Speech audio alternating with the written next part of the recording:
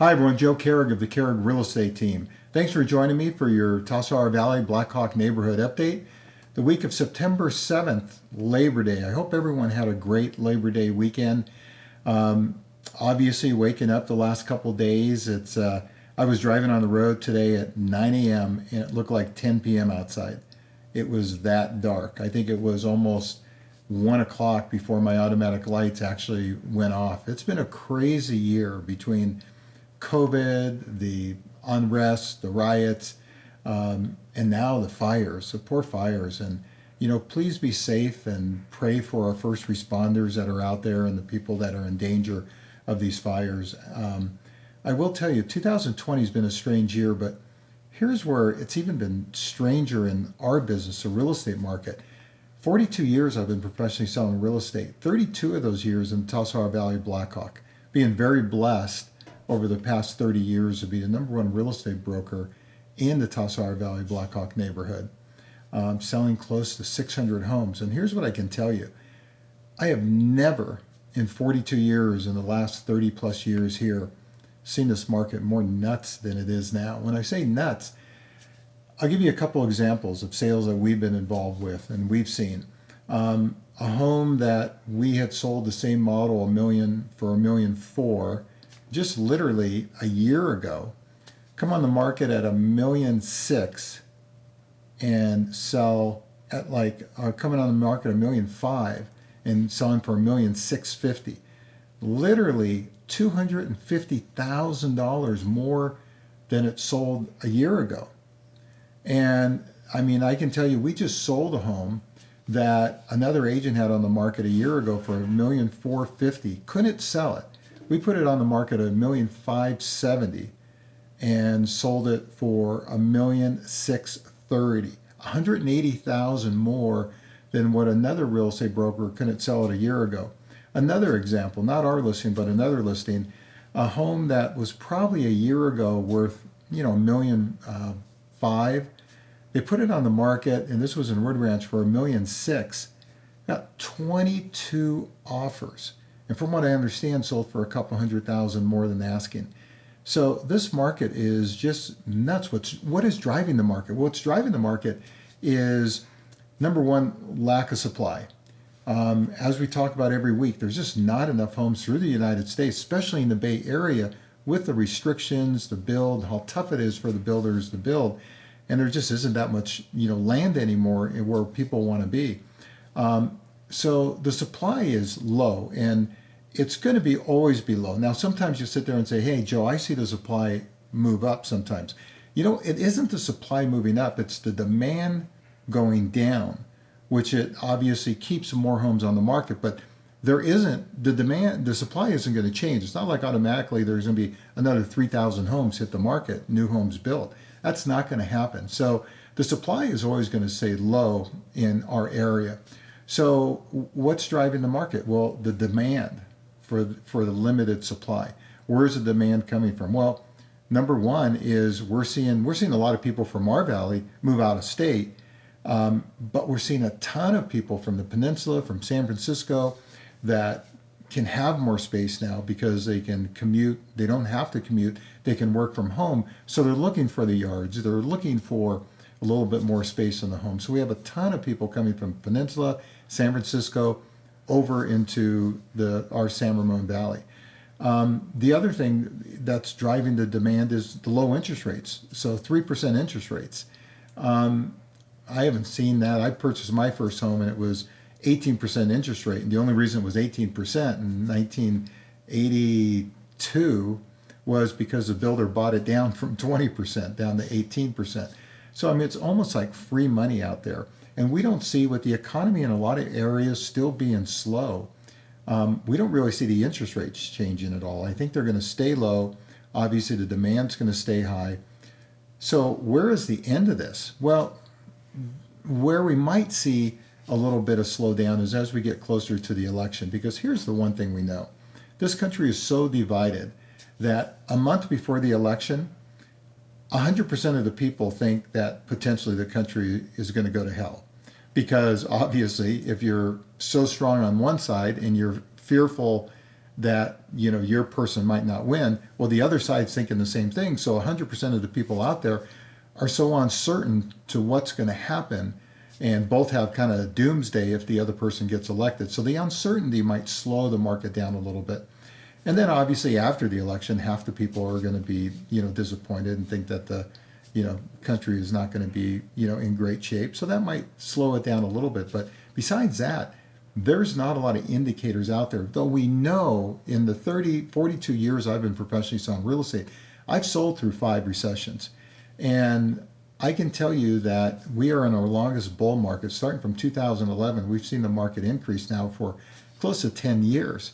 And we've never seen that long of a run. So you always sit there and say, hey, there's got to be a slowdown. There's got to be a correction at some point. Now, I don't believe there's going to be a 2008 because people have too much equity in their home. As we've talked about before, 54% of the people have 50% or more equity. I think it's 32% have their homes paid off because the market has risen. So when we do see that correction and potentially the market drop 10%, people aren't going to flee their homes like they did in 2008, where they basically owed more than their home was worth and their payments were going up with these, funny money loans that they got. So we definitely will see a correction, but I don't know when. I really don't know when. Obviously, after the election, there could be some changes in philosophy as how they deal with interest rate, as far as mortgage deduction, tax deferred exchanges, having the 500,000 tax-free exclusion. And as always, if you want, I'll give you my information at the end. If you want to chat a little bit more about what potentially might happen, with the election, depending on who wins the election, I would be more than happy to sit down and analyze your individual situation. But so let's look at a couple graphs. First off, if you look at, pending home sales. Now, you remember, if you've been listening to me, I've been doing this since, March, and because I wanted to keep people up to date. And I can tell you, we talked about a V recovery. Well, you can look at pending sales. Now, where you see it at the high point before it really dove down low, when you look at that bright blue line, which is 2020, that was February, the best February we had in 13 years.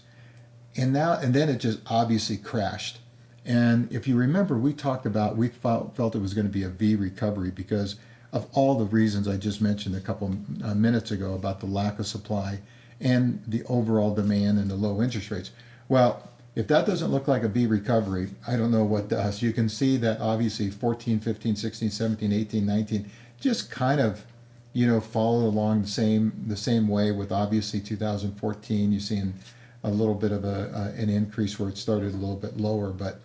But so anyway, it's definitely been a V recovery. But look at the peak of where it is right now. Literally, it's much higher than it was in February, which was our best February in 13 years. So let's take a look at Tassajara, the 94506, market. You can see pending sales way up. Anytime we talk about, you see kind of an inverted curve where you have more pendings than you do active properties, it is definitely a seller's market. And that's what we're seeing. All those examples I gave to you before were all basically in the Tassajara Valley of literally homes selling for $250,000 more than they were a year ago. So again, if you ever thought about selling, reach out and we can talk about your individual situation. But you can see the pending sales over the last 3 weeks. If you remember, you look at 3 weeks ago, you see the pending sales were down and the active properties were up a little bit. And we didn't know if that was a glitch because August, the last 7 years, has been the slowest month of the year, with kids getting back into school, with people getting their last vacations in. And so when we saw the market start to dip a little bit in August, if you remember what I told you a few weeks ago, is let's take a look at it. Is it basically a glitch or is it a trend? Well, you've seen that, active properties have basically dropped and now pending properties have gone up the last couple of weeks. So it wasn't a trend. It was just a glitch. So it still is a strong seller's market. Now you take a look at Blackhawk, and Blackhawk continues to do well. If you remember about a month ago when I sat down with you, there were 22 pending properties and 22 active properties. In the 32 years I've been selling in Blackhawk, I have never seen where there's as many pending properties as active properties. And the reason why is because you'll see a lot of those properties that are active are way up there in price range. And remember, we talked about it's like a pyramid. When you get higher in the price range, there's less buyers out there. But you can see that market has strengthened up quite a bit, even though it did jump out a little bit and we got more active properties.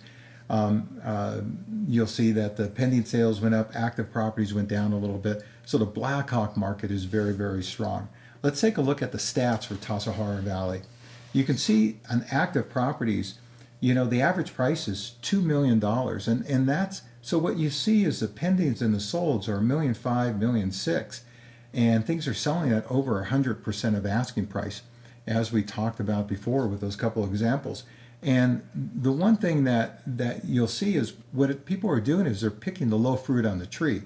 The average price of the actives are $2 million. The average price of the pending properties are, and the recently sold properties the last week are $1.6 million. So people are definitely picking that low fruit on the tree. Same thing with Blackhawk. If you look at Blackhawk, now this is why when you see it, you go, well, Joe, there's a lot more active properties in Blackhawk than pending properties. Yeah, there is, but that's normal when your average price is over $2 million. And look at the active properties. The active properties in Blackhawk average about $3.4 million, and they've been on the market almost 2 months. But look at the pendings. If you remember about 3 weeks ago, the average sold property was $1.5 million. Well, those properties basically got that low fruit just got picked off the tree. So now we're looking at the average sold and the average pending around 2 million because there just isn't that many homes out there anymore that are around $1.5 million. If you're looking at Blackhawk, give us a call. We actually have a couple homes coming on in that $1.5 million range. But so anyway, you can see Blackhawk, very, very active market also. The active properties, 3.4 million. That's why you'll always see there's just not that many buyers out there, looking at $3.5 million. Having said that, overall the market is still very active in Blackhawk. So, for your individual situation, if you want to chat about, because remember, when we come out and meet with clients, in 25% of the cases, we meet with our clients, we don't end up listing the home. We're a consultant, we're an advisor to kind of tell you, okay, what are your long-term goals? We just talked to someone yesterday. We had a Zoom call with someone, and they said, God, you're so much different. Everyone else just wanted to talk about listing their home, and we hardly even talked about that. We talked about, hey, what's your goal? What's your plan? What's your 5-year plan? Because what I told this person, what I tell everyone, putting your home on the market is actually the 4th step. The first step is evaluating, sitting there and going, okay, what is my home worth? Then the second step is saying, okay, if I sold my home for that, meeting with the lender and saying, okay, what does that give me as far as affordability? The third step then is saying, okay, if I can sell my home for $1 million, and I talk to a lender, step number 2, and they determine that I'm comfortable with going out there and buying $1.5 million, that's step number 2. The third step is then going out there and looking at what's out there for $1.5 million and seeing if it makes sense to even go through the process and the cost of selling and then the cost of buying. Because, you can get to the point where you say, I can afford $1.5 million, and you can go out there and say, hey, I appreciate what I'm getting for $1.5 million, and it's nicer than what I have now, but it's not nice enough for me to go through the expense and the trouble of moving. It's the same type of thing when you're moving down. If you're selling a home for $1.5 million, unless you have a 2-story and you have to get into a single story and the money is not, the object, it's a matter of a lifestyle change, that's one thing. But if you're looking at it from downsizing from a financial move and you're selling $1.5 million home, you need to buy something around $1 million to have that delta make sense, after costs and expenses, to have at least a $300,000, $400,000, $500,000 delta to have it make sense for you to sell. Well, what we do is we basically will sit down and run out the whole scenario, take you out there and show you what's out there before we ever talk about getting your home on the market. That's what a true consultant does, and that's what a true advisor does. And that's why we have the reputation. You can look at our over 100 5-star reviews on Zillow. But if you want to talk individually, cell number 925-487-6838. Again, 925-487-6838. Or Joe at carrigteam.com. please visit our website at caribteam.com. And with everything going on, and God bless the first responders. The funny thing is, I was driving and not even being able to see the mountains and the smoke, and I'm sitting there going, my God, we are like miles and miles and miles, tens of miles, hundreds of miles away from the fire. Can you imagine the people fighting on the front line with those fires, what they're going through and living next to it? So God bless the first responders and all of those that keep us safe from the military, police, nurses, doctors, everyone else. And may God bless them. May God bless you and your family. And may God bless the United States of America. Have a great day. Have a great week. And we'll see you soon.